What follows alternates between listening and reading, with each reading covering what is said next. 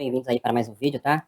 Esse aí vai ser, creio eu, o último vídeo da parte teórica. Acredito que não vamos falar mais nada. Se não for, então provavelmente o último vídeo será acerca de diagramas fasoriais, que eu vou dar uma palhinha mais precisa aí sobre diagramas fasoriais, tá bom? Sobre como é que a gente usa ao nosso favor o diagrama fasorial. Mas ainda vou decidir se esse vai ser ou não o último vídeo, tá bom? Vocês vão saber disso depois.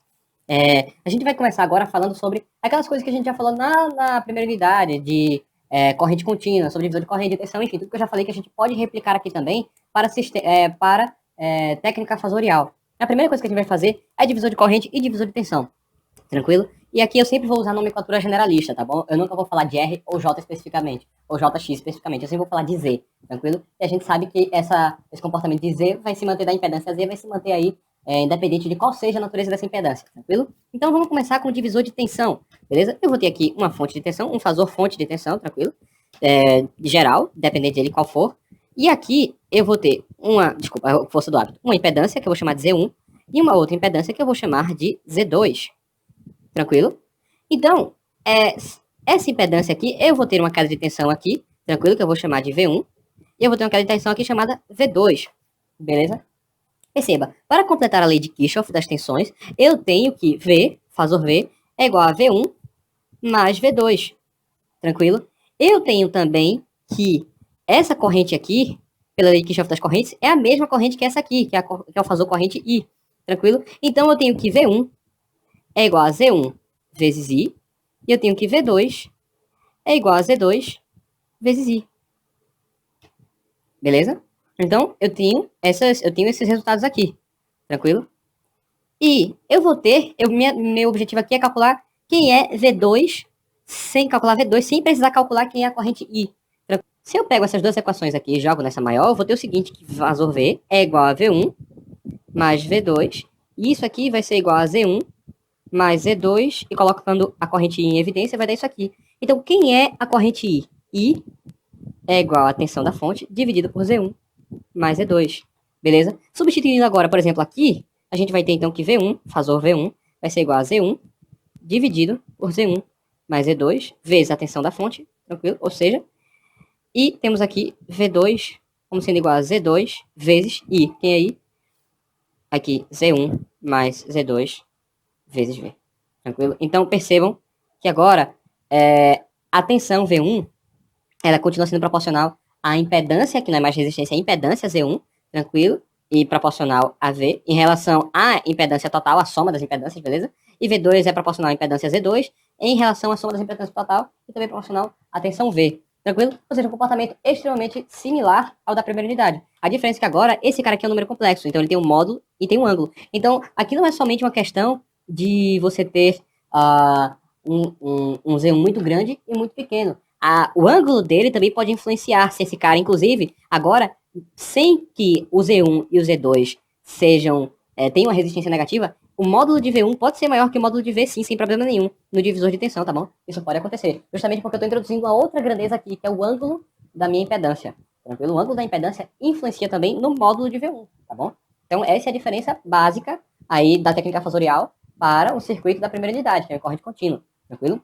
Mas não vamos se ater muito a isso não, beleza? A gente vai agora falar também do divisor de corrente, que é o divisor de corrente. Eu vou ter agora uma fonte de corrente, tranquilo? Uma fonte de corrente aqui, um fasor I, generalista, e aqui eu vou ter uma impedância Z1, tranquilo? E aqui eu vou ter uma impedância Z2, beleza? Em paralelo, tranquilo? E, dessa forma, aqui eu vou ter uma tensão, se essa corrente vai chegar aqui, vai ser dividida em uma corrente I1, tranquilo? E aqui vai ser dividida em uma corrente I2, tranquilo? Então aqui eu vou ter uma queda de tensão V, e como esse cara aqui, o Z1, está em paralelo com o Z2, então a queda de tensão aqui também vai ser V. Então a gente vai ter que V é igual a Z1, Z1 vezes I1, e V também vai ser igual a Z2 vezes I2, tranquilo? E pela lei de Kirchhoff das correntes, você vai ter que I, tranquilo, tem que ser igual a I1 mais I2. Se você pegar aqui e igualar essas duas equações, você vai ter o seguinte, Z1 vezes I1 é igual a Z2 vezes I2. Então, se, por exemplo, você pegar aqui e colocar I2 em função de I1, você vai ter o seguinte, I2 é igual a Z1 sobre Z2 vezes I2, tranquilo? Perdão, vezes I1. E substituindo aqui nessa equação, você vai ter que I é igual a I1 mais I2, tranquilo. Quem é I2? Z1 sobre Z2 vezes I1. Vazou. Multiplicando aqui esse em cima e embaixo por Z2, então Z2 sobre Z2, a gente vai ter o seguinte. A gente vai ter que isso aqui vai ser igual a Z2 mais Z1 sobre Z2, tranquilo? Vezes I1. Logo, I1 vai ser igual a Z2 dividido por Z1 mais Z2 vezes corrente da fonte.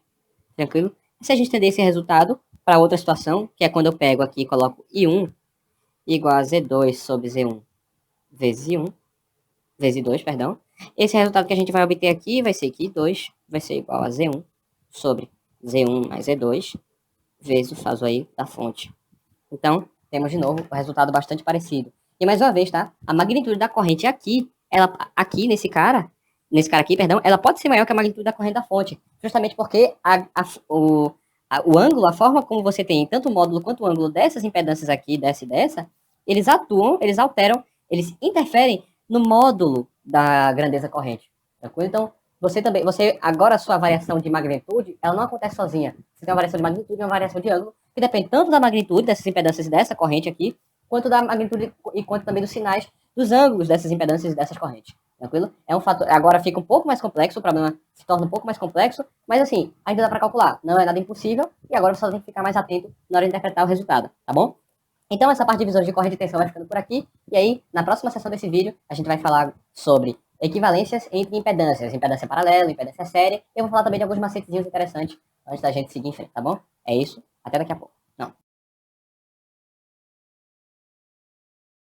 Pessoal, estamos aqui na segunda sessão em que a gente vai falar de equivalência de impedâncias, tá bom? Então, muito bem. Né? A gente já sabe que as formas de equivalência de impedância que a gente tem são basicamente duas. Você tem impedâncias em série, por exemplo, aqui seria Z1 e aqui seria Z2, beleza? E aí, qual é a forma de a gente fazer a associação? A gente sabe que associar ou calcular a impedância equivalente seria basicamente tratar essas duas impedâncias como uma única impedância Z, tranquilo? E aí, para elas serem equivalentes, o comportamento da tensão aqui V e da corrente I tem que ser o mesmo. Então, esse V por I aqui tem que ser o mesmo desse V por I aqui, tranquilo? Então, veja, pela lei de Kirchhoff, a gente sabe que isso aqui é V1, isso aqui é V2, e que V1 mais V2 tem que ser igual a V, correto? Então, a gente tem que V é igual a V1 mais V2. A gente sabe também que, pela lei de Ohm, V1 é igual a Z1 vezes essa corrente I que passa, e V2 é igual a Z2 vezes essa corrente I que passa. Então, substituindo essas duas aqui nessa equação de baixo, a gente vai ter que V é igual a Z1 mais Z2 vezes I. Tranquilo? Opa, perdão. Vezes I. E a gente sabe também que nessa equação aqui de baixo, V é igual a Z vezes I. Ora, se essas duas equações aqui representam impedâncias equivalentes, então a gente sabe que Z tem que ser igual a Z1 mais Z2 em série. Tranquilo? Então, extrapolando isso aí para várias impedâncias de série, a gente vai ter que a associação séria de impedâncias vai ser igual a Z1 mais Z2 mais aí tantas impedâncias quanto forem até ser a última aí, que é a Zn. Esse seria o cálculo das impedâncias em série. A gente vai ter também o cálculo das impedâncias em paralelo, que é o análogo, ou seja, o dual, mais ou menos do dual, tá? Não é completamente dual, das impedâncias aí em série, tranquilo? Que aqui seria Z1, né, que seria Z2, aqui seria Z3, né, ou quantas outras impedâncias paralelas a gente tiver. E aqui, o objetivo da gente é transformar isso aqui numa impedância equivalente, no Z. Então, de novo, aqui a tensão V e aqui a corrente I tem que ser idênticas a essa tensão V aqui e essa corrente I aqui neste terminal, tranquilo? Ora, a gente sabe que para todos aqui a tensão V é idêntica, mas a corrente I aqui vai ser diferente. Aqui vai ser I1, aqui vai ser I2, aqui vai ser I3, aqui e aqui os fasores, né? Tem que representar sempre os fasores para não me esquecer. Talvez em algum momento do curso, enquanto estiver fazendo questões, eu pare de representar essa setinha aqui, porque a gente já sabe que a gente vai estar falando de fasores, tranquilo? Mas não sei, vai depender. Enfim, então a gente sabe que pela lei de Kirchhoff das correntes, I é igual a I1 mais I2 mais I3. A gente também tem que, pela lei de Ohm, V é igual a Z1 I1, que é igual a Z2 I2, que é igual a Z3 I3. E, portanto, a gente tem que I1 é igual a V sobre Z1, I2 é igual a V sobre Z2, e, por fim, I3 é igual a V sobre Z3. A gente sabe também que para esse caso aqui, a gente vai ter que I é igual a V sobre Z, que é o caso aqui do equivalente. Então, jogando todas essas que a gente achou aqui nessa equação da lei de Kirchhoff, a gente vai ter o seguinte: V sobre Z é igual a V sobre Z1 mais V sobre Z2 mais V sobre Z3. E, cortando os V's, que é um fator comum, a gente vai ter que 1 sobre Z é igual a 1 sobre Z1 mais 1 sobre Z2 mais 1 sobre C3. Se eu quiser deixar já na forma mais generalista, eu vou ter o seguinte, né? Considerando que eu tenho um N impedâncias em paralelo, eu vou ter então que a Z equivalente vai ser igual aí a 1 sobre Z1 mais 1 sobre Z2 aí, né? Mais aí até 1 sobre Zn a menos 1, tranquilo? E esse vai ser o nosso Z equivalente. Embora eu tenha terminado a parte de equivalência de impedâncias, eu quero falar de um caso especial, que é quando eu tenho uma resistência e uma indutância em paralelo. Isso vai valer também, por favor, para capacitância, tranquilo? Eu vou ter esse equivalente quando eu estiver falando de capacitância também. Só que aí é só você trocar o sinal. Eu estou falando de indutância, o meu sinal do J é positivo. Se eu estiver falando de capacitância, o meu sinal do J é negativo, tranquilo? Então, eu falando para indutância, vai servir exatamente igual para capacitância, tranquilo? Então, vamos observar bem o seguinte. Eu tenho aqui, vamos supor que eu tenho a seguinte situação. Eu tenho aqui duas impedâncias em paralelo, certo? Uma resistência aqui e uma reatância indutiva em paralelo. Eu quero transformar isso em uma impedância séria, que seria aqui uma resistência e uma indutância em série. Aí, a gente já sabe como é que procede, né? Ah, sim, falta uma coisa também. No caso especial em que eu só tenho duas impedâncias em paralelo, o Z equivalente vai ser igual a 1 sobre Z1 mais 1 sobre Z2, tranquilo? A menos 1. Isso aqui vai ser igual a Z1, Z2 dividido por Z1 mais Z2, tá bom? Eu só tinha esquecido, mas me lembrei agora que a gente vai usar isso aqui embaixo. Então a gente sabe, como a gente acabou de ver, que o Z equivalente aqui, que seria o Z equivalente, eu vou chamar de R', e aqui J, XL', tranquilo? O Z equivalente seria dado pelo seguinte: C equivalente é igual a R vezes J XL dividido por R mais J XL. Tranquilo? Se eu quiser deixar aqui na forma separada do R mais J XL, R' mais J XL', eu vou pegar aqui e multiplicar aqui pelo conjugado, tranquilo? R menos J XL. E aqui também vou multiplicar pelo conjugado, R menos J XL, tranquilo? E aí eu vou ter o seguinte, eu vou ter que isso aqui vai ser J R XL, tranquilo? Vezes R menos J XL. E isso aqui dividido por R ao quadrado mais XL ao quadrado. Tranquilo?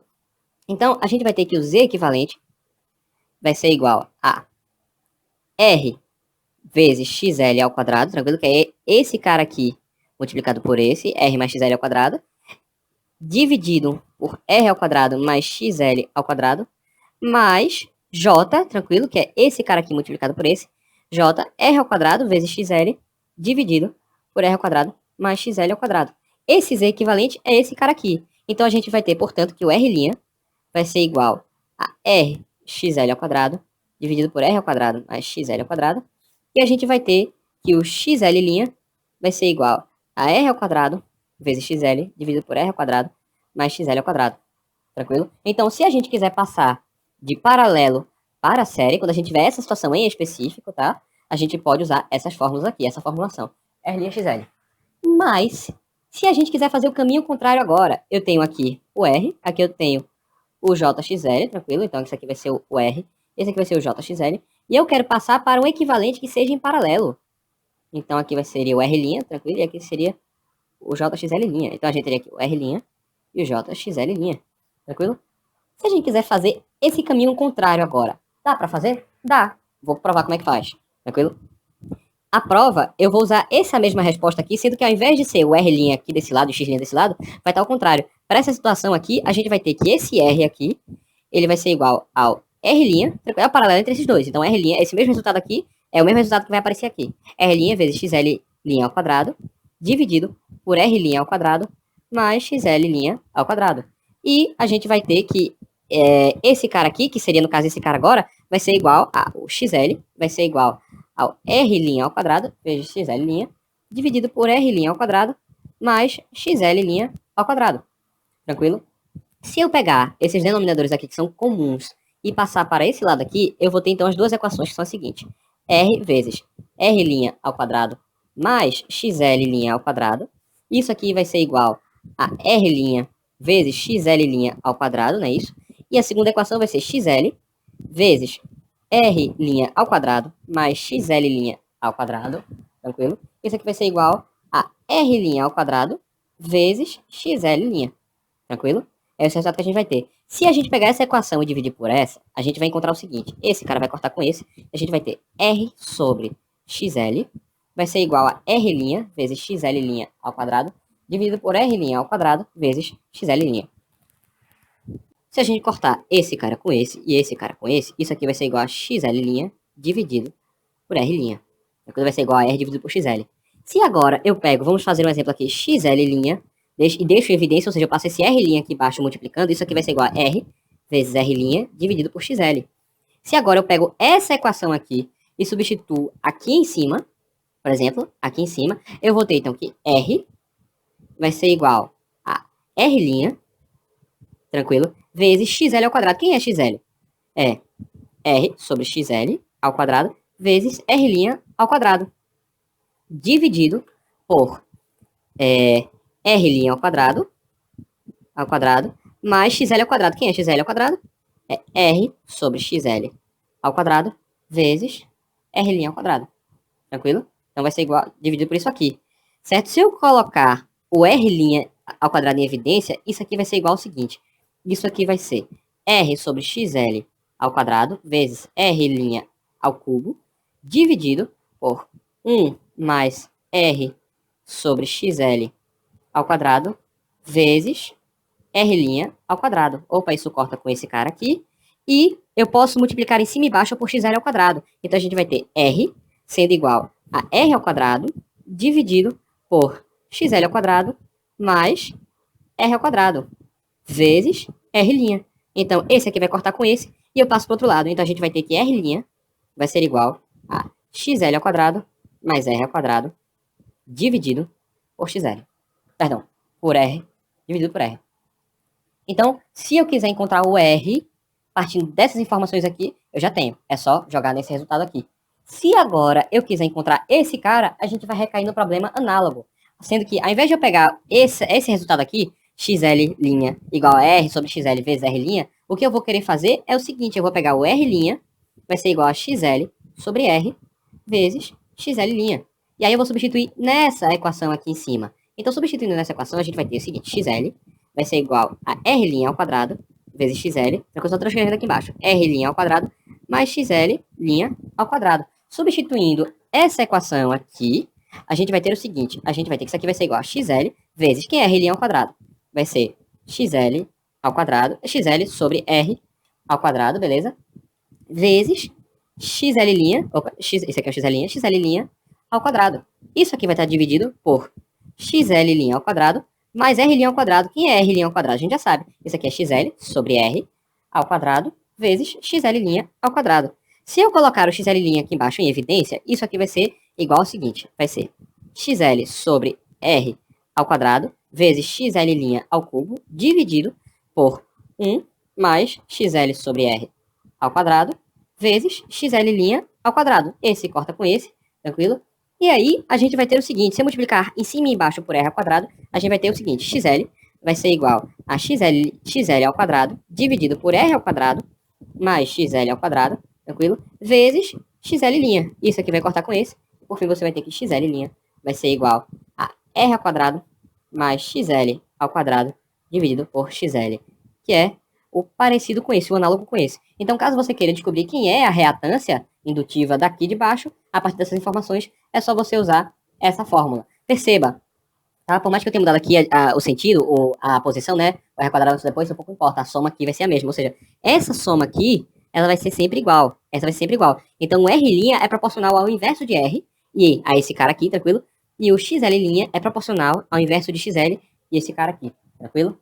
Pronto, pessoal. Então, chegamos aí ao final da parte de equivalente de impedâncias, tranquilo?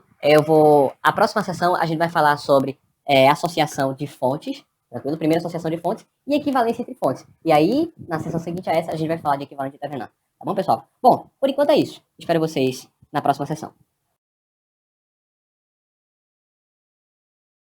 Muito bem, pessoal. Então, bem-vindos aí a essa sessão.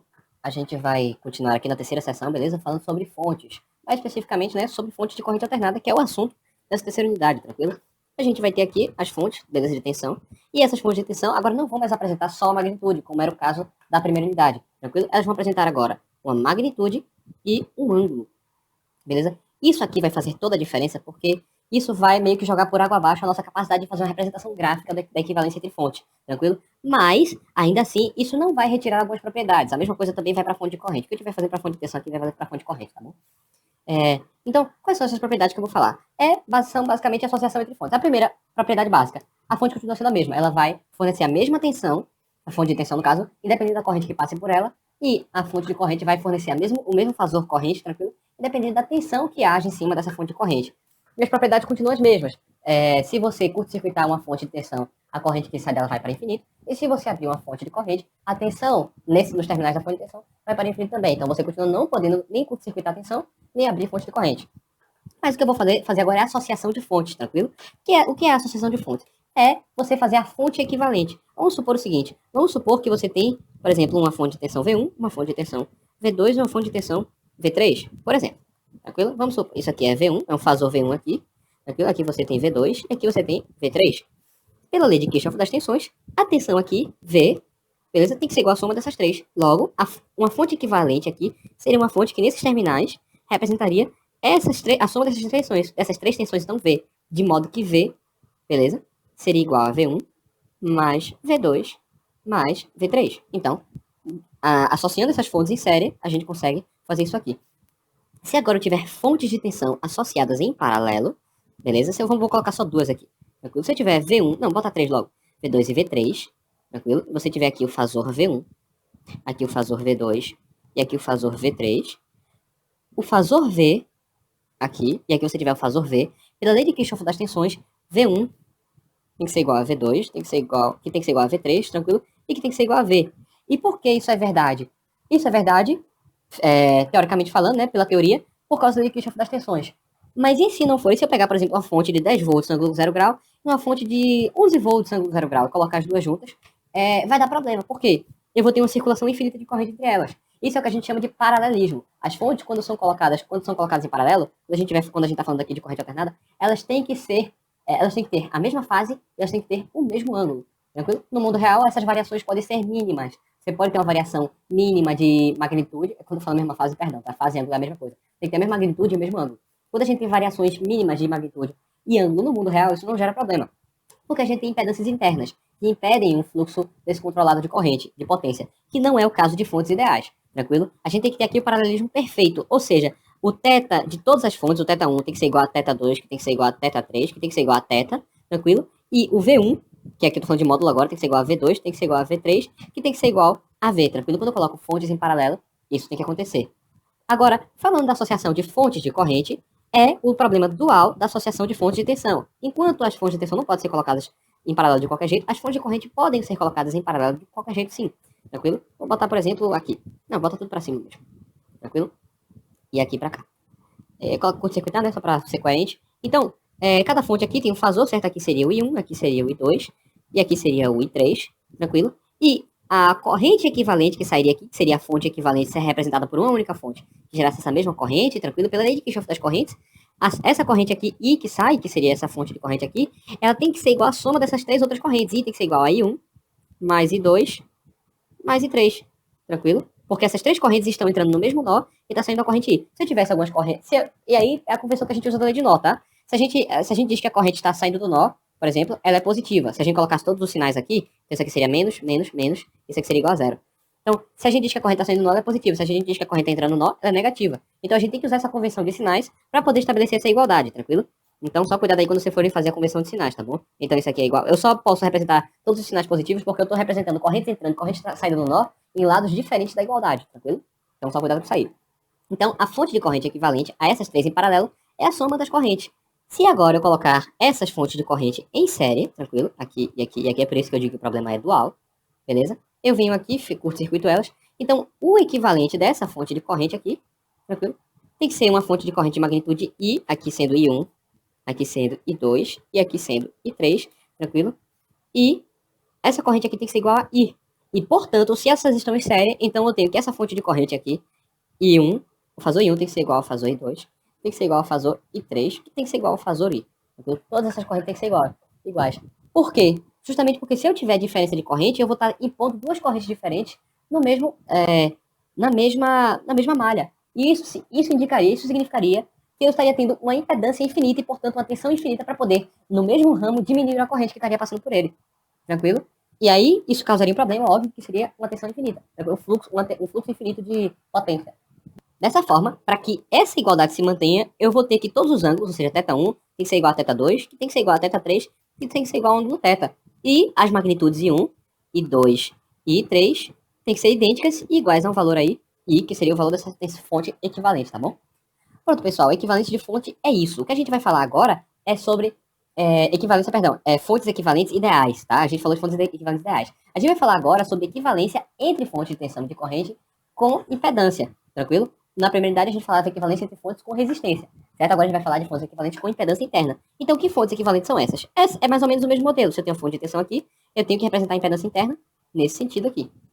E se eu tenho uma fonte de corrente, eu tenho que representar uma impedância interna nesse sentido aqui. Lembrando, aqui é Z1, aqui é Z2, tranquilo? Aqui é V, aqui é I, tranquilo? E eu tenho que, no sentido real da coisa, a magnitude desse cara, e aqui eu tô falando de magnitude mesmo, tá? Ela tem que ser muito pequena, porque ela tem que se aproximar de uma fonte de tensão ideal. A fonte de tensão ideal, a impedância séria dessa fonte ideal é nula, tranquilo? Então aqui a fonte ideal, a impedância séria, tem que ser nula também. Tem que se aproximar pelo menos de nula, é o que se espera. Já a fonte paralela, a impedância paralela de uma fonte de corrente, ela, para se aproximar do ideal, tem que ter uma magnitude muito grande. Por mais que o ângulo importe também, mas o que vai impedir, o que vai dificultar a passagem de corrente de uma impedância é muito a sua magnitude. Se eu tenho, por exemplo, um ângulo que, entre aspas, favoreça a passagem de corrente, mas eu tenho uma magnitude muito grande, isso não vai significar nada. E aqui, se eu tenho uma impedância muito pequena e um ângulo, entre aspas, que favoreça o aumento de tensão, a minha tensão aqui vai ser muito pequena porque a minha magnitude vai ser muito pequena. Lembre-se que quando eu faço o produto, quando eu tenho que V é igual a Z vezes I, tranquilo? Esse cara aqui é uma magnitude vezes o ângulo θ, e esse cara aqui é uma magnitude com ângulo θ, tranquilo? Vezes outra magnitude, eu vou usar ângulos diferentes, tá? Aqui vai ser φ e aqui vai ser delta. Um ângulo delta, tranquilo? Então perceba, a magnitude dessa tensão está puramente associada à magnitude dessa impedância e à magnitude dessa corrente, embora o ângulo modifique, tranquilo? Quando eu falo de magnitude de impedância, aí já existe a diferença e divisão de corrente, existe a diferença porque eu estou falando de impedância. A impedância, sim, a separação, a forma como eu tenho a minha impedância organizada, vai interferir diretamente na tensão do divisor de tensão. É diferente aqui que eu estou falando da fonte, tá bom? E aqui eu estou falando diretamente da impedância aqui da tensão aqui nessa impedância. Isso já é outra história, tá? Por favor, não confundir. Então perceba, essa magnitude aqui, ela depende exclusivamente dessa magnitude e dessa magnitude. Se eu fizer o produto dessa magnitude aqui, o que vai mudar, eu vou ter que ver, ângulo θ, vai ser igual a Z vezes I, φ mais delta. Tranquilo? Então veja, a magnitude V, se eu tirar o módulo, eu vou ter que ver, é igual ao módulo de Z vezes I. Tranquilo? Então, a magnitude da tensão só depende aí da magnitude da impedância e da corrente, nesse caso específico, tá bom? Muito bem.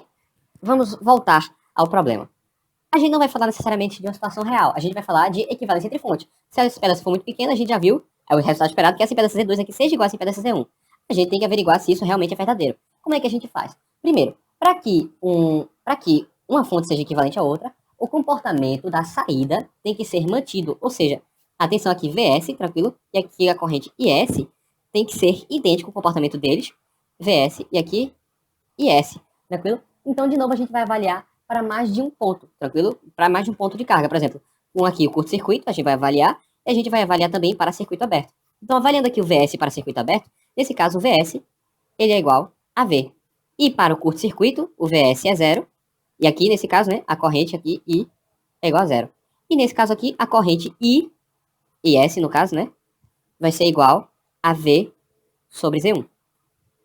Avaliando nesse caso agora, o VS, quando ele está aberto, ele vai ser igual a Z2 vezes I. Tranquilo?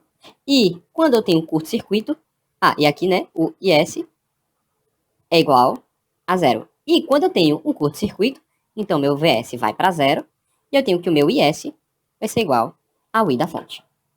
Tranquilo? Para que essas duas fontes sejam equivalentes, eu tenho que, primeiro, perceba que eu tenho Z2 e Z1. Para que essas duas fontes sejam equivalentes, eu tenho que esses dois pontos os pontos em aberto e os pontos do curto-circuito, eles apresentem respostas semelhantes. Então, portanto, eu vou ter que, quando eu tenho circuito aberto, eu quero que essas fontes sejam equivalentes. Logo, eu tenho que V, eu quero que V seja igual a Z2 vezes I, tranquilo? E, portanto, V sobre I seja igual a Z2. E eu quero também que quando haja um curto-circuito, eu tenha que IS, que é igual a V sobre Z1, seja também igual a I. E, portanto, eu tenho que V sobre I, no caso, né? Seja igual a Z1. Como eu quero que essas duas equações sejam simultaneamente satisfeitas, já que esses valores V e I aqui são os mesmos, tanto aqui quanto para cá, então, obrigatoriamente, eu vou ter que a impedância Z1 tem que ser igual à impedância Z2. Desta forma, duas fontes serão equivalentes se, para uma fonte de tensão tal aqui, V e Z, e para uma fonte de corrente aqui, tal que essa corrente aqui, I, e essa impedância aqui seja Z também, eu tenho que essas duas fontes serão equivalentes se e somente se V for igual a Z vezes I. Então perceba que o comportamento é muito semelhante, tranquilo? Comportamento extremamente semelhante. Vamos fazer um experimento? Vamos pegar o seguinte, vamos pegar aqui uma fonte, por exemplo, de 5 volts, ângulo de 25 graus. E aqui eu vou ter uma impedância, tranquilo? Uma impedância de 2,5 ohms com ângulo de 10 graus. Beleza? Então, esse vai ser a minha fonte de tensão. E vamos fazer o seguinte. Eu quero transformar isso em uma fonte equivalente de corrente. Então, se essa igualdade tem que prevalecer, logo, essa igualdade aqui também tem que ser satisfeita. Isso aqui tem que ser igual a V sobre Z. Essa igualdade também tem que ser satisfeita. Dessa forma, para essa igualdade ser satisfeita, a gente sabe que essa impedância aqui tem que ser 2,5 ângulo de 10 graus, tranquilo? E a gente só tem que descobrir quem é a corrente. Quem vai ser essa corrente? Vai ser igual a 5, ângulo de 25 graus, dividido por 2,5, ângulo de 10 graus. A gente sabe que isso aqui tem que ser a corrente I. A gente sabe que isso aqui vai ser igual a 5 sobre 2,5, ângulo de 25 menos 10 graus. 25 sobre 2,5 é igual a 2. Então isso aqui tem que ser igual a 2, ângulo de 15 graus. Ou seja, essa fonte aqui vai ser equivalente se I for igual a 2, ângulo de 15 graus. Vamos ver se isso é verdadeiro? A minha tensão em aberto aqui é 5, 25 graus. A minha tensão em aberto aqui vai ser quem? Vai ser 2, ângulo de 15, vezes, essa corrente vai chegar aqui, 2,5, ângulo de 10. 2 vezes 2,5, 5. 15 mais 10, 25 graus. Vamos ver em curto-circuito? Em curto-circuito, fechando aqui o curto-circuito, isso eu vou ter, essa corrente passando aqui vai ser 5, ângulo de 25, dividido por 2,5, ângulo de 10. A gente já sabe qual é o resultado. 2 volts, 15 graus. E se eu aplicar o curto-circuito, essa impedância aqui é menor do que essa, é nula, e portanto toda a corrente vai passar por aqui, a corrente aqui vai ser zero, e portanto a corrente que vai passar aqui é 2 ângulo de 15 graus, que é exatamente igual a essa. A prova vai ser verdadeira se a gente aplicar um ponto aleatório. Qual seria o ponto aleatório? Seria eu aplicar uma impedância qualquer, tranquilo? Então se eu aplicar uma impedância generalista, ou seja, se eu tiver nessa fonte aqui 5, 25 graus, aqui uma impedância 2,5 ângulo de 10 graus, se eu aplicar aqui uma impedância generalista, seja essa, então, o valor de Z, ângulo θz, beleza? E se eu fizer a mesma coisa para essa fonte, tranquilo? Então, pegar aqui 2, 15 graus, e aqui em paralelo, seja 2,5, 10 graus, e em paralelo com essa eu conectar uma impedância Z, ângulo θz, tranquilo? A minha tensão VS e minha corrente IS aqui tem de ser idênticas a essa tensão VS e a minha corrente IS nesse lugar aqui. Dessa forma, a gente vai ter que essa tensão aqui, pelo divisor de tensão, vai ser igual a VS, e isso aqui vai ser igual a Z, ângulo θz, dividido por 2,5, 10 graus, mais Z, ângulo θz. Ângulo θz aqui no caso, beleza? Vezes 5, ângulo 25 graus. Esse vai ser o nosso VS. E quem vai ser o IS? É essa tensão dividido pela corrente IS. Dividido, perdão, pela impedância. Logo, a corrente IS, beleza? Vai ser igual a VS, ou seja, 5... VS não, desculpa, a V da fonte, que é 5, ângulo 25 graus, dividido por 2,5, 10 graus, mais Z, ângulo θz. Tranquilo? Então, achamos quem é VS e S para essa fonte. Agora, vamos observar essa fonte aqui. Tranquilo? A gente quer calcular quem é o IS, beleza?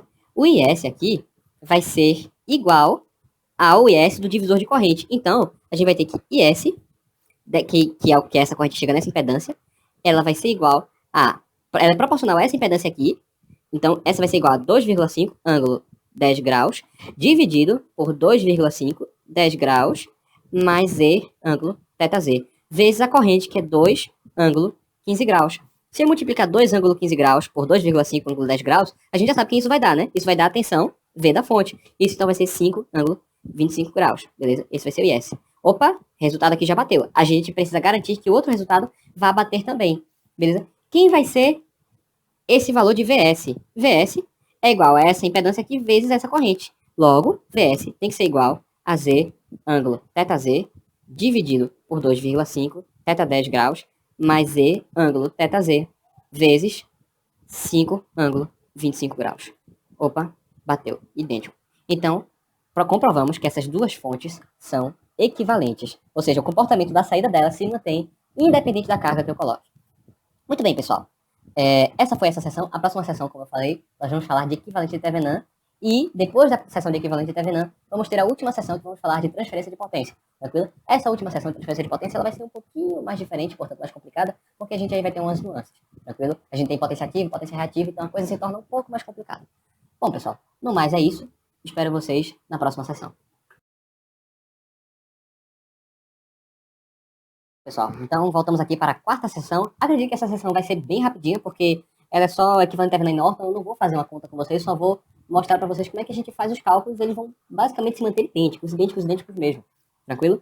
A gente vai ter o seguinte, então. Qual é a base do Thevenin? A gente já sabe que é um circuito desconhecido em que a gente quer transformar ele em um circuito que seja uma fonte equivalente ou apenas uma impedância equivalente. Então esse aqui vai ser o nosso famoso circuito desconhecido.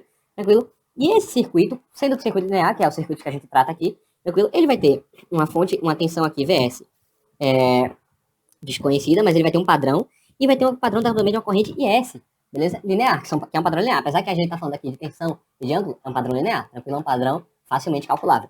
Então, partindo desse pressuposto, a gente pode tentar transformar esse circuito tanto em uma fonte de tensão, uma fonte de tensão real, e aqui vocês já sabem, contexto de real, tranquilo? Ou uma fonte que seria o equivalente de Thevenin, ou uma fonte de corrente real, que seria o equivalente de Norton, uma fonte equivalente com impedância, pronto, uma fonte de tensão com impedância, é melhor do que falar de real, e aqui seria o V Thevenin, sendo que agora a gente tá falando com Phasor, beleza? E aqui seria o I de Norton, que a gente tá falando com Phasor, e seria o Z de Thevenin, né? Z de Thevenin, Z de Thevenin. Tranquilo? E os valores aqui, a gente sabe que o I de Norton e o V de Thevenin são equivalentes, não preciso estar provando isso para vocês. A gente já tem que esse VS aqui era igual, esse comportamento desse VS, o IS aqui seria igual ao comportamento desse IS, e a mesma coisa aqui também, o VS seria igual ao comportamento desse IS, né? E esse IS aqui seria comportamento igual ao comportamento desse IS aqui. Então seria equivalente a Thevenin. Como é que a gente faz? A gente, de novo, vai ter três métodos. O cálculo que sempre vai ser obrigatório é calcular quem é a tensão de Thevenin. A gente sempre vai ser obrigado a calcular quem é a tensão de Thevenin. Seja para descobrir quem é o V de Thevenin ou o I de Norton. Tranquilo? Beleza, a gente pode não calcular quem é o V de Thevenin se a gente só precisar calcular quem é o I de Norton e puder fazer associação das impedâncias internas. Mas sempre, não sei, mas na maioria das vezes é sempre bom a gente calcular tanto o V de Thevenin quanto o I de Norton, que seria o I de curto-circuito. Porque no fim é a forma mais fácil de a gente calcular quem é a impedância de Thevenin. Tranquilo? Então, o primeiro procedimento é a gente calcular ou o V de Thevenin ou o I de Norton. Como é que a gente faz isso? Simples. Mede quem é a tensão aqui, o V de Thevenin vai ser a tensão em aberto. Tranquilo? Já o I de Norton, se a gente quiser calcular, é a corrente aqui quando o V de Thevenin é zero, ou quando eu tenho um curto-circuito. É o ICC. Se nesse método de calcular tanto o ICC quanto o V de Thevenin, a gente encontrar que V de Thevenin é igual a ICC, que é igual a zero, então significa que eu não tenho fontes ativas aqui dentro. Fontes independentes, desculpa, aqui dentro. Eu posso ter fontes dependentes ou fontes independentes, tanto faz. Se esse for o caso, então o nosso equivalente de Thevenin, ele vai ser representado somente por uma impedância de Thevenin. Z de Thevenin. Tranquilo? Então, essa é a parte importante aí. Beleza? Então, quais são os métodos para a gente descobrir o V de Thevenin ou o de Norton, que são os valores da fonte? É fácil, só você medir curto-circuito ou em tensão em aberto. Mas quais são os métodos para obter esse cara aqui? E aí, essas são as partes em que a gente só vai recapitular porque é basicamente tudo idêntico. A gente pode descobrir quem é V de Thevenin e quem é I de Norton pela propriedade que a gente já encontrou de fontes equivalentes. Que propriedade é essa? É a gente achar quem é V de Thevenin, achar quem é I de Norton, dividir pelo outro, a gente vai achar quem é o V de Thevenin. Tranquilo? Pela propriedade que a gente encontrou de fontes equivalentes. A gente sabe que para uma fonte equivalente, essa propriedade aqui tem que ser satisfeita. Dessa forma, se isso é verdade, basta a gente descobrir quem é o V de Thevenin, depois descobrir quem é o I de Norton, e aí, por fim, a gente divide um pelo outro e vai achar quem é a impedância equivalente. Tranquilo?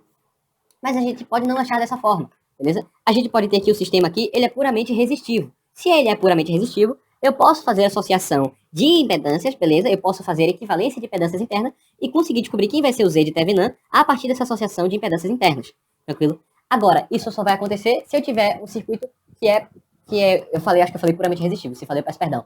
É um circuito, se eu tiver um circuito que não tem fontes dependentes. Se meu circuito tiver fontes dependentes, aí não tem jeito. Só sai ou por esse método aqui, ou pelo método que eu vou explicar agora, tranquilo? Se o meu circuito não tem fontes, tem fontes dependentes, tranquilo? Eu vou precisar ou usar esse método, caso eu tenha fontes independentes dentro. Se não tiver fonte independente dentro, eu só vou poder usar esse método aqui, que é o seguinte: eu coloco uma fonte VS auxiliar e espero que vai sair uma corrente IS nesse sentido, tranquilo? E aí, quando eu conseguir calcular quem é esse VS e quem é esse IS, eu pego VS e divido por um IS, pelo IS que eu encontrar. Tranquilo? De maneira geral, eu geralmente gosto de propor que o ângulo desse cara aqui é θ zero, de maneira geral. Mas você pode, que esse cara aqui, esse VS, fazor VS, é igual a um VS, ângulo θ zero. Mas, se você não se sentir confortável com essa notação, você pode tratar de maneira generalista, chamar isso de um fazor VS, e tentar encontrar as grandezas desse circuito aqui em função desse fazor VS. Tranquilo? Bom, pessoal, parte de Thevenin é só isso. Como vocês viram, é uma sessão bem curtinha, porque eu não vou fazer nenhum exemplo. Tranquilo? Todas as outras coisas a gente já sabe. A gente só está recapitulando e adaptando para nossa realidade aqui da sessão de corrente alternada, tranquilo? Então esse é o fim da sessão 4. Essa é a sessão 4 ou é 3? Não me lembro agora, se bem honesto. Vai aparecer no vídeo, tranquilo? E agora a gente vai para a próxima sessão, por fim, que vai ser a transferência de potência. E essa aí eu vou gastar um tempinho a mais, que ela é super importante, tá bom? Eu tô condensando todos esses assuntos em um único vídeo para facilitar a nossa vida quando a gente estiver só procurando. A gente só vai no ponto que a gente quiser. Eu vou tentar demarcar os tempos, tranquilo? Não sei como é que faz isso no YouTube, mas eu vou tentar. É isso, pessoal. Espero vocês na próxima, que será a última sessão desses vídeos, tá bom? Sobre rememorar e trazer para a realidade atual da terceira unidade aquilo que a gente aprendeu na primeira unidade, tá bom? É isso, espero vocês na próxima sessão. Sejam bem-vindos aí. Essa é a quinta sessão, quer dizer, tô na dúvida agora se é a quinta ou quarta sessão. É a última sessão, tranquilo? É a parte que a gente vai falar agora de transferência de potência, beleza? E vai haver algumas diferenças, certo? Com relação aí à máxima transferência de potência que a gente via na primeira unidade, mas nada que a gente tenha para puxar os cabelos, certo? Tudo que é possível de ser tratado aqui. Eu vou fazer aqui as comprovações do que eu vou dizer, mas sugiro a vocês que, ao fazer essas questões na prova, vocês não sigam cegamente o que eu fiz, mas façam vocês também. Porque por mais que decorar seja tentador, a função principal da gente aqui é aprender, e quando a gente aprende bem, a gente não esquece para o resto da vida. Se a gente esquecer para o resto da vida, não tem utilidade aquilo que a gente decorou, né? Então, quer dizer, às vezes tem, no caso do Enem, você tem que decorar uma castada de merda que você não vai usar pro resto da sua vida. Aí beleza, vai decorar. Mas quando você tá lidando com uma coisa que você, tem um intuito mais profissionalizante da vida, assim, dessa história, aí a história já é um pouquinho diferente. Enfim, sem muita enrolação, quando a gente está lidando com transferência de potência aqui, a gente sabe que agora a potência não é mais potência ativa, tranquilo? A gente sabe que existe um S, que é a potência aparente, ela vai ser igual a potência ativa, mais um J potência reativa, ou seja, há uma passada de potência ativa e potência reativa. No entanto, por mais que haja essa diferenciação agora, de maneira geral, quando a gente fala máxima transferência de potência, a gente está interessado em transferência de potência ativa, tranquilo? Então, por mais que potência agora seja potência aparente, a gente geralmente está interessado em máxima transferência de potência ativa. E, portanto, a gente vai tratar em problemas de transferência de potência ativa. Embora os problemas de transferência de potência aparente e de potência reativa são análogos e são facilmente adaptáveis às coisas que a gente vai propor aqui. De maneira geral, os problemas são idênticos à primeira unidade, tá? No sentido de a filosofia mesmo. Você vai achar a sua grandeza de desejo, que você quer maximizar ou minimizar, no caso da potência, que você quer maximizar, e pode ter corrente que você quer minimizar ou maximizar. Isso não vem ao caso agora. Você vai achar a sua grandeza de interesse, você vai achar o seu valor que vai variar dentro do seu circuito, o parâmetro que vai variar dentro do seu circuito, tranquilo? Pode ser um valor de resistência agora, pode ser um valor de reatância, pode ser um ganho de um potenciômetro, pode ser um ganho de uma fonte dependente de tensão, pode ser, enfim, existem muitas variáveis possíveis, tranquilo? E você vai achar agora, e depois você vai se dedicar em achar a função da sua potência ativa que você quer achar em função desse parâmetro x. Eu desenho alfa, foi mal. Em função desse parâmetro x, tranquilo? E aí depois você vai derivar esse cara em relação a esse parâmetro, tranquilo? E por fim, igualar a zero. Igualando a zero, você vai encontrar um ou os pontos de mínimo ou máximo, beleza? Vai testar cada um desses pontos, tranquilo? E aí você vai ter uma noção, você vai ter uma ideia daquilo que você está querendo. Beleza? Bom, isso aqui é o básico. Tranquilo? Isso aqui é o básico. Eu quero trazer vocês para os casos especiais, que essa é a grande diferenciação. Lá na primeira unidade você tinha uma fonte de tensão, beleza? Você tinha uma resistência aqui, você tinha outra resistência aqui, e a máxima transferência de potência nessa resistência aqui, sendo esse um V de Thevenin, tranquilo? E esse aqui um R de Thevenin, aconteceria quando o R fosse igual o R de Thevenin, e teria magnitude, beleza? A potência máxima seria igual a V de Thevenin ao quadrado dividido por 4R de Thevenin, beleza? Esse aqui seria a tua resposta, a resposta da tua potência. Como agora a gente não é mais um R de Thevenin, mas sim um Z de Thevenin, beleza? Esse aqui é um Z de Thevenin. Esse aqui vai ser um Z, que vai ser o Z de carga, tranquilo? E esse aqui vai ser um fasor V de Thevenin, tranquilo? Fasor V de Thevenin. Então as coisas já ficam um pouquinho diferentes. A gente vai ter que esse cara aqui, certo? A gente geralmente vai modelar essas impedâncias. Quando a gente calcula aqui que o Z é igual a módulo de Z, ângulo θz, e isso também é igual a R mais Jx, certo? E esse cara aqui vai ser igual a R de Thevenin mais Jx de Thevenin, beleza? Então a gente tá supondo que isso aqui é uma associação séria, beleza? Aí quando a gente modela dessa forma, a gente tá modelando, dizendo que isso aqui é uma associação séria, tá bom? Então toda vez a gente vai falar desse Z de carga como se fosse uma associação séria. Ah, mas ele é uma associação de paralelo, transforma, tá ligado? Eu tô explicando pra você em série. Se você quiser aplicar para paralelo, modifique o modelo para que seja compatível, teoricamente falando, com o modelo paralelo. Aqui eu estou ensinando vocês para o modelo série, que é o que eu uso, que é o que é mais fácil de usar. Mas eu não vou me seguir muito nesse fato, não. Perceba que aqui nesse cara, eu não especifiquei se ele é L ou ele é C, tranquilo? Por quê? Esqueci de transformar aqui numa caixinha. Por que eu não fiz isso? Porque esse X Thevenin, certo? O sinal dele vai me dizer se ele é um indutor ou ele é um capacitor. Como esse é indutância, como esse cara, esse XC, é um valor equivalente, então ele pode ser negativo ou positivo. Quando ele for negativo, a gente vai interpretar que ele se trata de uma capacitância. Quando ele for positivo, a gente vai interpretar que ele se trata de uma indutância. Tranquilo? É a mesma coisa para cá, para carga. Como a carga é uma variável, como o valor de R e o valor de X, até segunda ordem, vai ser uma variável, beleza? Então, a gente vai tratar esses dois caras. Por exemplo, o R a gente sabe que é uma variável que só pode ir de 0 até mais infinito. O X, como pode ser capacitância ou indutância, ele pode ir de menos infinito até mais infinito. É o mesmo cara daqui. É por isso que a gente vai determinar como se fosse positivo, e o sinal de X vai trazer interpretação pra gente. Vai ter que ser um capacitor ou vai ter que ser um indutor. Por enquanto, vamos nos ater a isso. Beleza? A gente, basicamente...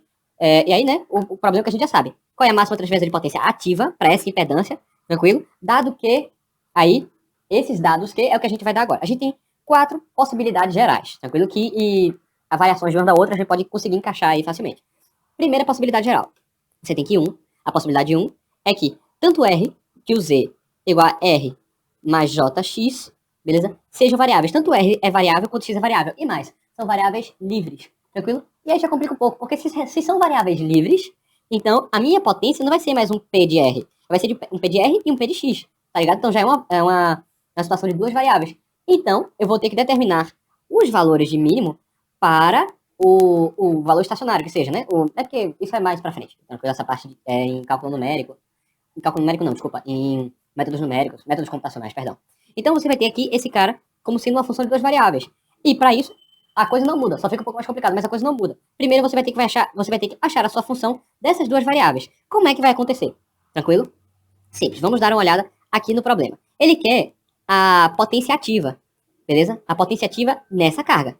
Quem é a potência ativa? A gente pode calcular a potência ativa na tora direto, beleza? E pegar a parte real da potência aparente. Ou a gente pode fazer o seguinte: se a gente está modelando isso em série, então significa que a corrente vai passar aqui, ela vai passar tanto pela resistência quanto pelo elemento reativo. Se ele vai passar pela resistência, então a gente pode calcular a potência ativa desse cara como sendo igual a parte real da impedância, ou seja, R. Eu vou chamar de parte real para ser generalista. Parte real. Então vou botar aqui R, parte real, de Z, vezes o módulo da corrente que passa por aí, que é essa corrente aqui, ao quadrado. Pronto, essa é a potência desse cara. Então a gente tem que desenvolver esse cara aqui, essa expressão aqui, para que vire uma função de R e de X. Como é que a gente vai fazer isso? Vamos seguir então.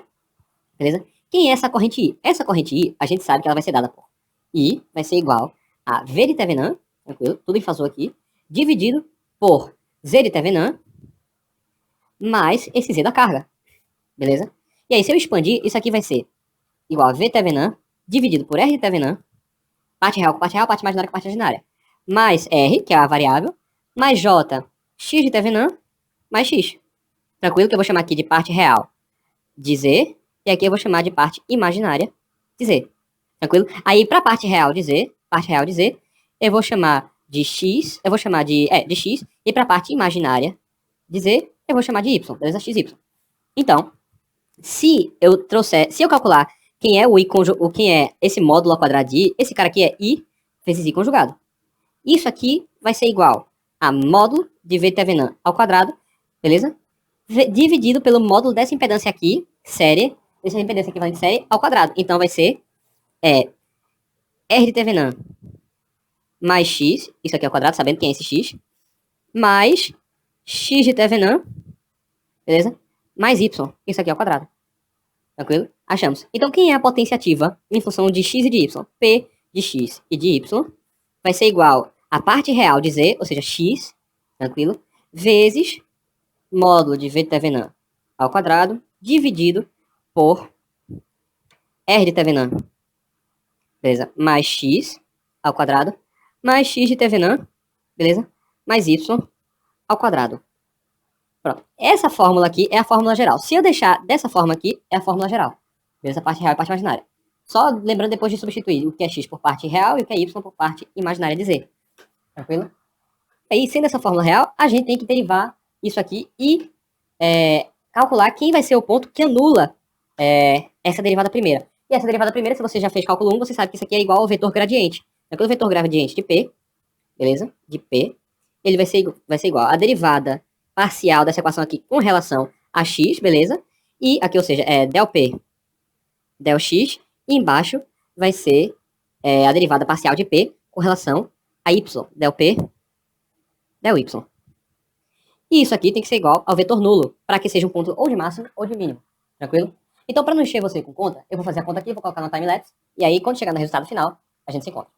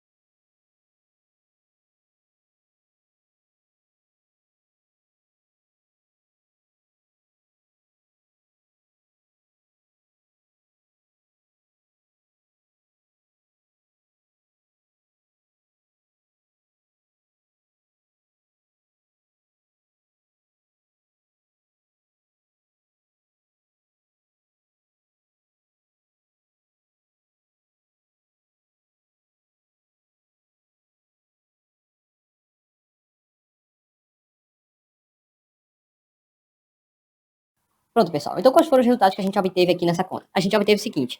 Na situação 1, tanto o meu R quanto o meu X, valores livres, eu vou ter que, ou seja, livre no sentido de R pode ir de menos infinito até mais infinito, e R tem que ser maior de zero até mais infinito.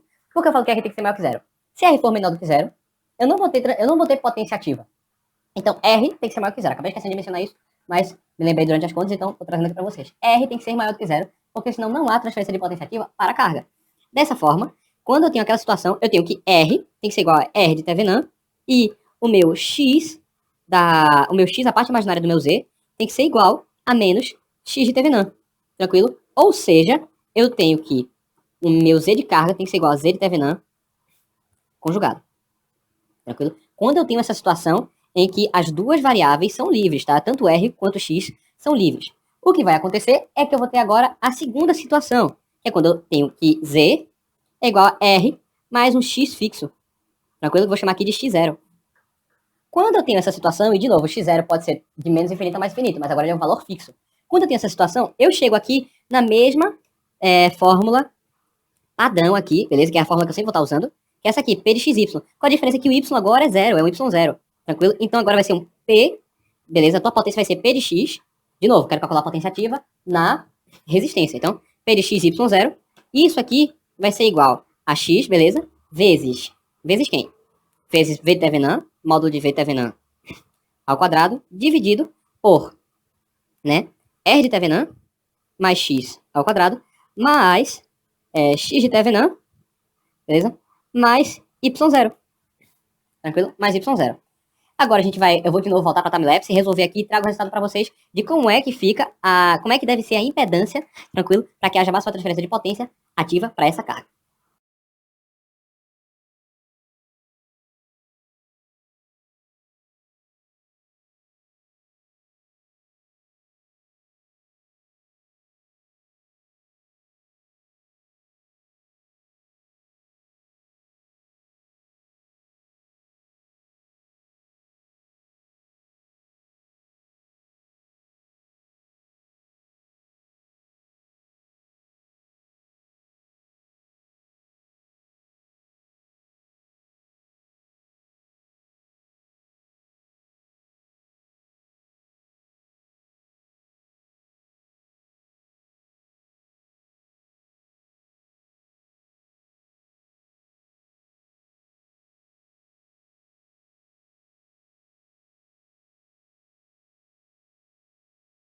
O resultado que a gente conseguiu aqui é o seguinte: quando eu tiver essa situação aqui de uma fonte de tensão, aí eu tenho aqui uma R de Thevenin, e aqui eu tenho uma indutância aqui X de Thevenin, uma indutância não, uma reatância X de Thevenin, tranquilo. E eu tiver aqui uma resistência, que essa é a minha variável, e eu tiver aqui também uma outra reatância, que vai ser o JX0, que é o valor constante, é a mesma coisa de eu pegar esse cara aqui e jogar aqui para fazer um equivalente com esse. Então, esse circuito aqui vai se transformar da seguinte forma. Vai ser isso aqui, a resistência, a RTVNAN, a reatância aqui, que vai ser J, X de Thevenin, beleza?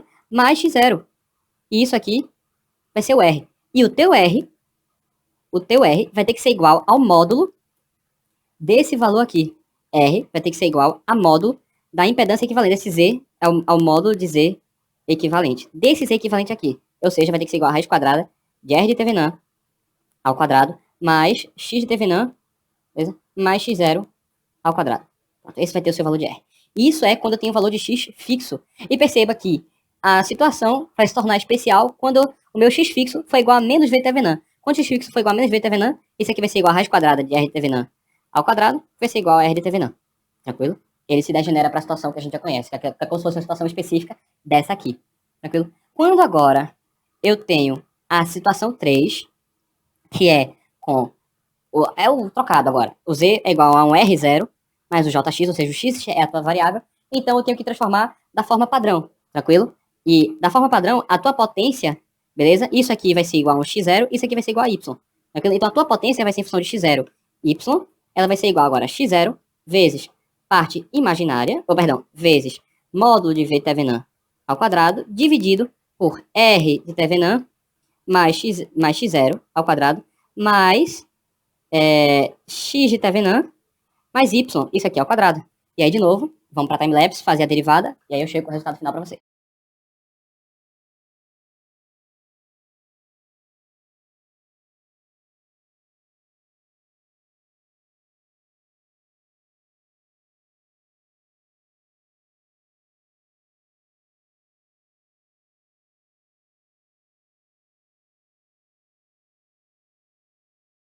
Então percebam que aqui o resultado que a gente conseguiu foi o mesmo da primeira parte. O Y é igual a menos X de Thevenin. Por que esse resultado era esperado? Por mais que você não esperasse, talvez com a lógica ainda um pouco crua, por que esse resultado seria esperado?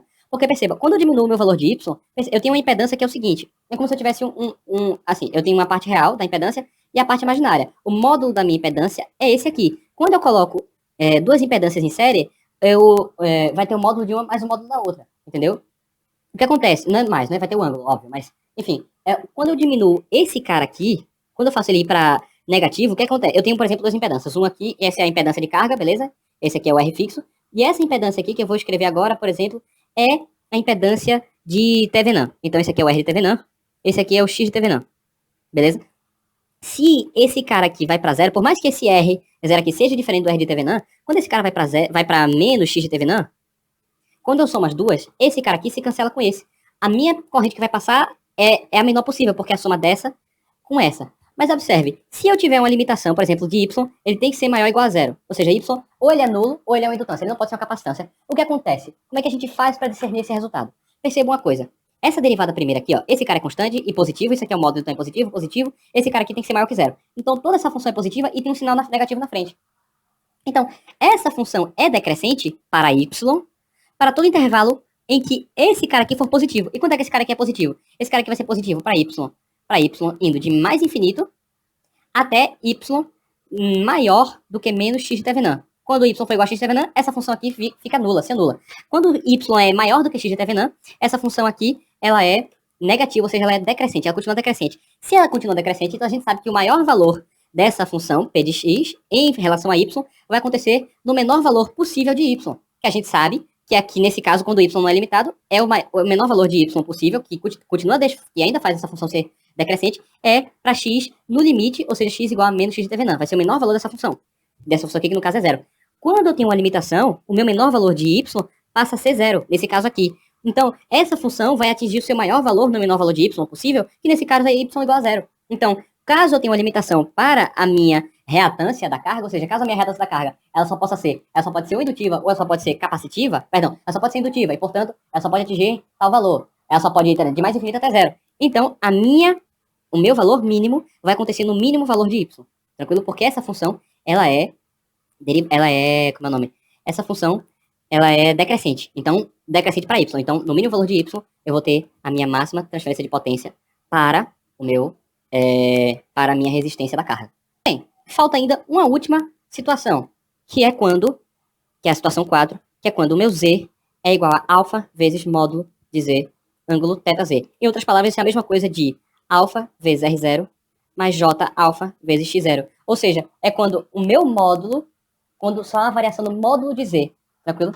Quando só há uma variação no módulo de Z, aí, tranquilo? Aí a gente tem que, de novo, colocar na forma padrão. Vamos colocar na forma padrão?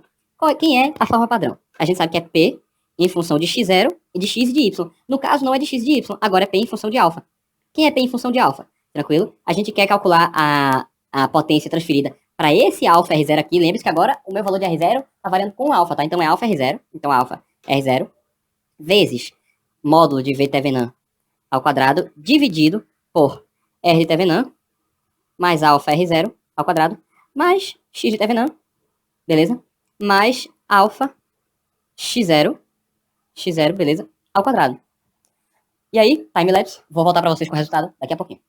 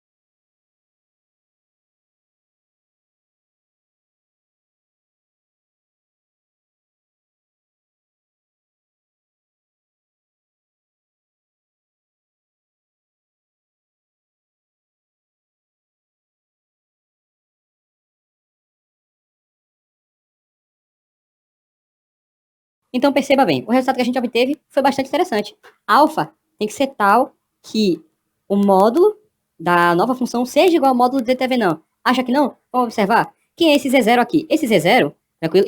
É isso aqui, faltou isso aqui, tranquilo? É o módulo Z0. É igual a esse cara aqui, ó. É como se eu tivesse o alfa igual a 1. Isso aqui seria R0 mais JX0, tranquilo? Lembrando que o JX0 pode ser tanto capacitor quanto indutor, só tô deixando de maneira generalista, tranquilo? E esse seria o módulo de Z0. Então, quando você calcula o R de Thevenin dessa forma, o alfa sendo igual a Z Thevenin sobre Z0, quando eu coloco aqui o Z de carga, ele fica igual a módulo de Z Thevenin dividido por módulo de Z0, tranquilo? Isso aqui multiplicado por módulo de Z0, ângulo θ0, θz no caso, né? θz. E isso aqui igual a módulo Z Thevenin vezes, com ângulo aqui, θz. Ou seja, quando eu tenho essa situação em que o meu módulo varia proporcionalmente com o alfa, tranquilo? O módulo da minha impedância, não estou falando de ângulo, agora é só módulo. Eu tenho que ajustar esse alfa de modo que o módulo da minha impedância seja igual ao módulo da impedância de Thevenin. E aí eu tenho a minha máxima transferência de potência ativa para a minha resistência, tranquilo? Então, a gente colheu, dessa forma, 4 resultados. Na primeira vez, na primeira situação, quando eu tinha tanto x, tanto o meu R quanto o JX livres, o meu R tinha que ser igual a R de Thevenin e o meu JX, tranquilo? O meu X tinha que ser igual a menos X de Thevenin. E, portanto, a gente tinha que Z de carga tinha que ser igual a Z de Thevenin conjugado. Beleza? Primeira situação. Na segunda situação, que eu tinha o meu R mais um JX constante, eu tinha que o meu R de Thevenin, o meu R, tranquilo, tinha que ser igual ao módulo da impedância equivalente. O que seria essa impedância equivalente? Teria que ser igual a R de Thevenin, beleza? É que R, no caso, é igual a R de Thevenin, esqueci. R de Thevenin mais R de Thevenin ao quadrado mais X de Thevenin mais X0 ao quadrado. Tranquilo? R teria que ser igual a esse cara aqui. Tranquilo? Se eu tivesse agora a situação em que o meu 3, na situação 3, em que eu teria agora um valor de R constante, R0 constante, beleza? Deixa eu botar aqui. R0 mais JX, o meu valor de R seria R0, então não poderia. O meu X teria que ser um mínimo, tranquilo? Entre o mínimo, deveria ser o valor mínimo de X, dentro dos valores limites, ou seja, dentro de o X entre um limite inferior e um limite superior. Ou seja, o X teria que ser igual a esse X limite inferior aqui, tranquilo? Para poder haver a máxima transferência de potência para esse cara, tranquilo? Mas, tanto faz. Eu não tenho que forçar o meu X a acertar o que? O meu R de Thevenin, o equivalente dele, seja não. Tranquilo? O X tem que ser o valor mínimo de modo a maximizar a corrente que está passando por esse ramo. Se eu diminuo o meu X, eu estou diminuindo uma das impedâncias, tranquilo? E esse valor mínimo de X, ele pode ser limitado antes, do zero, depois do zero, mas o valor mínimo desse X mínimo tem que ser maior ou igual a menos X de Thevenin. Ou seja, eu tenho um limite para o valor de x e eu tenho um limite para o valor mínimo de x. Essa relação só é verdadeira quando, ou seja, quando na verdade x, o limite de x, ele é menor do que esse, ele não escolhe mais o valor mínimo, ele escolhe x menos x de Thevenin. Mas para que isso aqui, essa relação aqui, x tem que ser o valor mínimo entre esses aqui, seja válida, esse cara aqui tem que ser, no máximo, menos x de Thevenin, ou então maior do que menos x de Thevenin. Eu não sei se ficou muito claro não para entender, mas gasto tempo raciocinando sobre isso, que vai ser importante. E por fim, a mais interessante de todas para mim, beleza? Na quarta situação, quando você tem que o seu Z de carga, ele é igual a um alfa vezes o módulo de um Z0, tranquilo? Que seria caso o alfa fosse 1, com o ângulo θz. Para haver a máxima transferência de potência, alfa tem que ser igual a módulo de Z de Thevenin sobre Z0, tranquilo? E, portanto, fazendo assim com que a minha impedância tem o mesmo módulo, não necessariamente o mesmo ângulo, tá? Eu posso ter um R de Thevenin diferente, mas tem o mesmo módulo da minha impedância de Thevenin. Tranquilo? Alfa tem que ser dessa forma aqui. Muito bem, pessoal. Vimos aí as 4 formas da máxima transferência de potência, as formas gerais que vão aparecer de maneira mais frequente, tá bom? Eu espero que vocês tenham conseguido entender essa parte. Espero que tenha ficado claro para vocês, tá bom? No mais, qualquer dúvida, qualquer situação fora dessas aqui que a gente discutiu, você muito provavelmente vai conseguir encaixar em alguma dessas, seja na primeira, seja na segunda, na terceira. Essa quarta aqui é uma situação extremamente específica. Ela vai ter que ser muito clara, vai ter que ser deixado muito claro que é isso que está acontecendo. Mas essa aqui e essa aqui, talvez você consiga encaixar nessas situações, tranquilo? Em alguma dessas. Bom, de qualquer forma, desejo a vocês toda sorte aí estudando. Pelo que eu creio, eu não vou falar da parte de fasores, tá bom? Isso aí eu vou deixar para desenvolver durante as questões, que a gente vai ter uma sessão só com fasores, que são a sessão de questões, e aí a gente vai falar bastante de fasores, porque fasores não é uma teoria nova. A gente já falou isso lá nos primeiros vídeos da terceira unidade. Mas é uma questão que precisa ser desenvolvida e existem alguns macetes que não cabem aqui na parte teórica, mas sim na parte prática, tá bom? É isso, pessoal. Essa foi a parte teórica da terceira unidade. Os vídeos teóricos deste canal, infelizmente, se encerram por aqui. A partir de agora são só vídeos de questão, pelo menos de circuitos 1, tranquilo? E é isso. Espero vocês em próximo vídeo.